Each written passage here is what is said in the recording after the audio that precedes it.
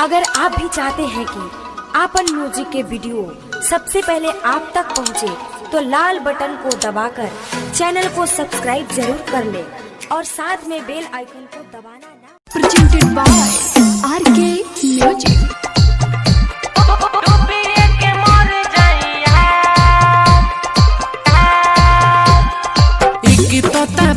कोइलस बढ़ा भाग के पानी दूसरे में तू तो बाड़ू दगाबाज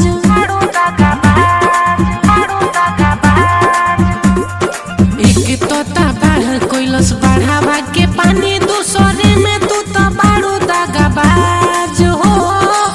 करो ता मन यही बढ़ावे के पानी में डूबी के मर जाई आज हो।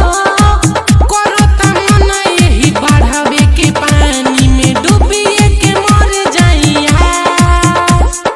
डीजे अरमान डूबी के मर जाई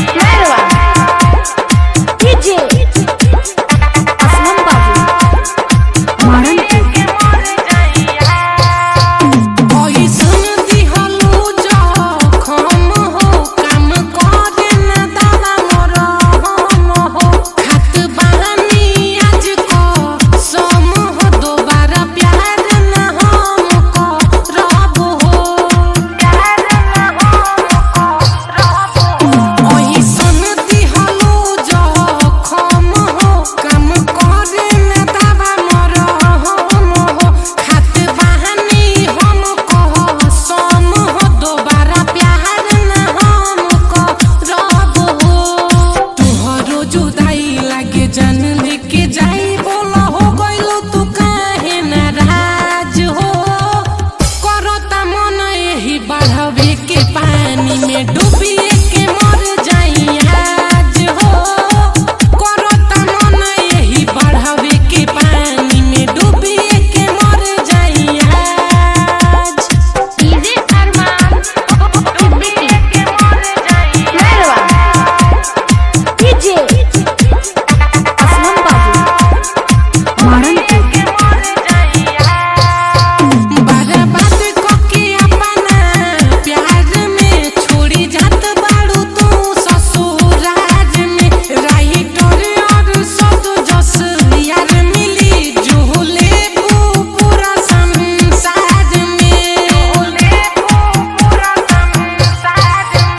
बर्बाद करके अपना प्यार में छोड़ी जात बाड़ू ससुराज में।